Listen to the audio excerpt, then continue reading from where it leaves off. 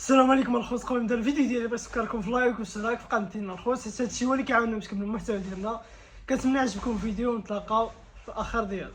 شنو قضيه اقتحام الجيش الجزائري الاراضي المغربيه؟ واش بصح خداو لينا طرف الارض كيف تيروجوا؟ بغيتي تعرف اش كاين؟ تبع معايا غنقرب لكم الصوره وغتعرف اش واقع. هذه يومين انتشر هذا المقطع اللي كيبين تواجد الجيش الجزائري على الشريط الحدودي مع المغرب، وبالضبط في منطقه واحد قصر ايش باقليم فيكيك. اشنو ناضو كيديروا؟ حيدوا بعض الاسلاك اللي كانت كتحمي الحقول الزراعيه وبداو كيديروا خناشي ديال الرمله بوي، ومن غير انهم بداو كيطلقوا بعض الرصاصات في الهواء كنوع من الترهيب لساكنه المنطقه. طبعا هذا الشيء كامل على اعين الجيش المغربي واللي كان مراقب كل صغيره وكبيره. بعض التعليقات كانت تقول علاش ما نتيريوش فيهم كيف كيتيريو في ولادنا في الحدود. غادي نقول لك الجيش المغربي كبير على هذا الاسلوب وحاسب الخطوات ديالو وعارف شنو كيدير. الحكمه والذكاء ما معطياش لكل شيء. بحال مثلا اشنو غادي تستافد الا ضربتي القرد بمجرد انه عطاك الصباع وخرج فيك عينيه وهو مور الكرياج وفوق الشجره ديالو؟ يعني ما غاتهاجمو حتى يبغي يخطف لك ديالك ويطلع لك فوق راسك. كنظن المعنى باين. ودابا السؤال مطروح، اشنو بغى القرد عند السبع؟ وهنا غادي نتناولوا الموضوع من جوج جهات. الوقت اللي جا الاستعمار ورسم الحدود الظالمه وسرق اراضي مغربيه وضمها للجزائر، هنا خلى الصراع مفتوح وقابل للاشتعال في اي لحظه. بالاخص كاين شي مناطق ما مرسماش. هذا بحد ذاته واحد الموضوع اللي خاصو فيديو بوحدو. ما عليناش نكملوا. ارنا المغرب ما غيعمرش راسو بهذا الشيء. غادي يسلك الاتجاه ديال يشوف الامام ويزيد بالبلاد القدام ويتعامى على الماضي. ولكن الجزائر شنو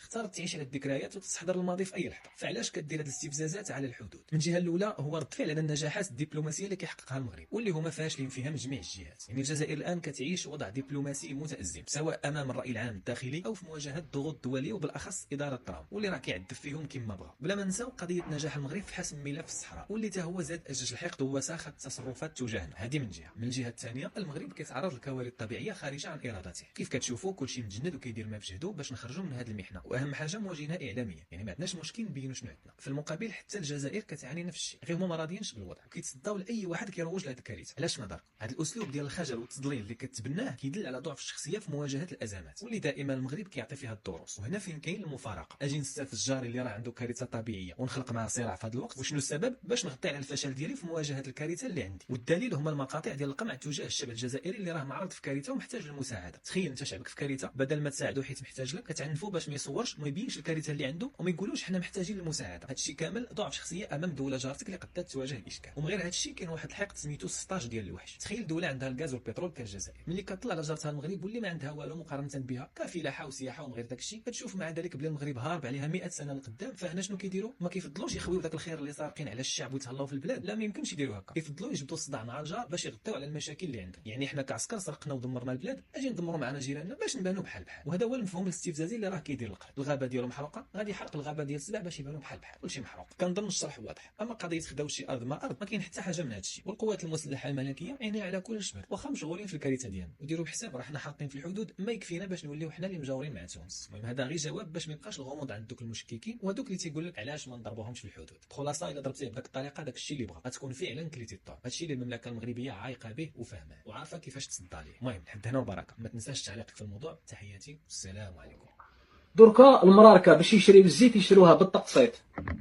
يدير دوسي كما قلت لكم، دوسي فيه وثائق، فيه قداش راكم في الدار، قدا راك تخلص ومنا شكون اللي يخدم في الدار. يروح للبلديه. المغرب ما في زيت، يقول لك المغرب ما في زيت. اذا يبون زيت الشعب المغربي عشان الطبخ وهذه الامور لازم يكتبون اوراق ويقدمونها حق الجهات المختصه وبعدين يعطونهم زيت. اي المغرب ما في زيت، المغرب ما في زيت. تشوفون هذا المغرب يقول ما في زيت حق الطبخ وما في هذه الامور. المغرب ما في زيت تبارك الرحمن. هذا المغرب يقول ما اصلا هذا شنو؟ هذا موي ورد، هذا موي ورد مو زيت. اي انا اشوفه هذا موي ورد، هذا مو زيت. اي المغرب ما في زيت. ها كيبيع ويشري في الحوايج صافي تزوج بمامات ناصيه وبشويه بشويه يدير حوايج. ولكن خصو يكون راجل، خصو يكون ضروري راجل يكون باغي يدير شي، باغي يدير المستقبل ديالو. مزيان كاين هذا ولا ما كايناش؟ واش кольши Знаєш, як у нас кажуть, що жінка – це шия, а чоловік – це голова. І жінка – шия, куди поверне, туди й голова піде. قلت لك عندنا في اوكرانيا تيقولوا زعما المراه هي العنق والراجل هو الراس. فما دار العنق الراس غادي يمشي، زعما فما دار هي الراس غادي يمشي. المهم هذه مثل عندهم في اوكرانيا كيقولوا بحال هكا. وهي صراحه عندهم تقريبا بزاف الاوكرانيين بحال هكا كلها نص نص ولا ماشي بحال ماشي كلشي. كاين وكاين Окей. ولكن بريسيب بونشي طاك. المهم بورسونتاج بزاف بحال هكا صراحه، حيت هما دايرين بحال هكا. اوروبا الشرقيه كامله تقريبا دايرين بحال هكا. صافي Остання. 5 زيد. Культура جديد، ماكلة بنينة. اها ناس زين. ناس زوين ديالي. ماما يا بابا. ناس زوينين ديالي. صافي كلشي مزيان. كلشي مزيان. عاجبك الحال؟ انا فرحانه. المغرب مزيان نهارك 100%. مزيان 100%. هي دابا الخامسه هي تربيه الاطفال. صغار تربيه الاطفال هذه اللغه العربيه. باخ. تربيه الاطفال تيبا فاسبيتانيتي. اه كيعجبني كيفاش اوكرانيا كيربوا ولادهم. مثلا في اوكرانيا راه الدري لا وصل اكثر من 18 عام وباقي ساكن مع والديه راه مشكله، كيشوف واحد الطريقه خايبه زعما شنو لازم درتي والو في حياتك حتى تبقى جالس معنا مشكله. بحال هنايا فوق الاوكرانيين هنا في اسبان كيشوفوا زعما هنا في اسبانيا واخا يكون راجل عنده 40 عام كيبقى ساكن مع دارهم ما كاينش مشكل. هنا الاوكراني فاش كيشوفوا شي راجل ساكن معاه باقي ساكن مع دارهم عنده 40 عام 30 عام تيقول ويلي مال هذا مالو يخرج من دارهم يبقى ساكن مع ماماه ديما. هكا داير الاوكرانيين كيربوا ولادهم قاصحين. اوكرانيا ضروري 18 عام خصكم دبرتي على خدمه كما كانت وغادي تبقى خدام وكتقرا. المهم دابا 5 قلنا لهم مزيان. ايجابيات ناضي مزيان. دابا من دابا مزيان كملنا بعديا ديك الكلاس. دابا غادي ندوز للحاجه الخايبه في الفيديو. انت الاول. انا علاش انا الاول؟ بغيتي نبداو في السلبيات. الاولى اختلاف العقليات.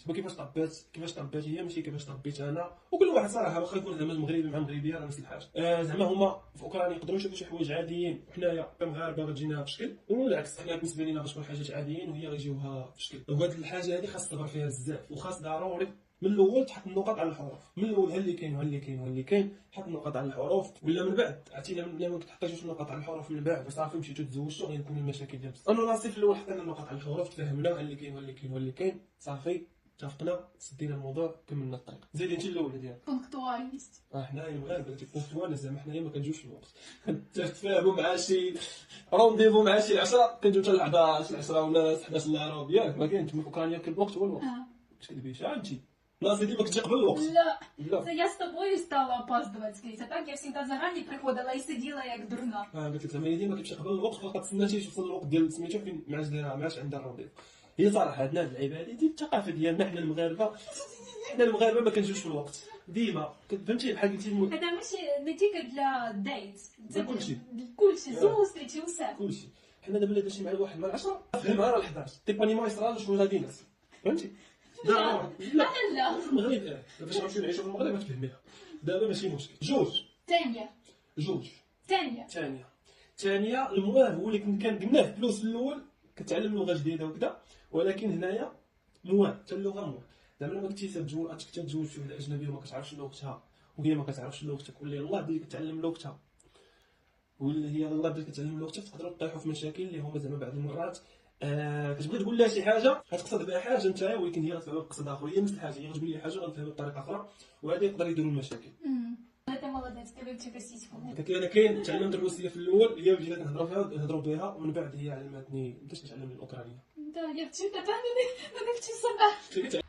السلام عليكم الخوت، كتسعدني هذه الفيديو ديالنا، كنتمنى يكون عجبكم، كنتمنى يكون عجبكم المحتوى ديالنا اللي حاليا خدامين عليه. كنحاولوا شي حاجه جديده شي حاجه مسؤولين.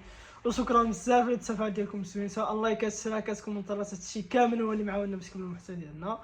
وشكرا بزاف للدعم ديالكم مسؤولين وحنا ماشيين في هاد القناه شويه بشويه تنوصلوا الاهداف ديالنا كامله وغنوصل. عندي الثقه في الله تما فيكم وهادشي ما كان ونتلاقاو في فيديو جديد.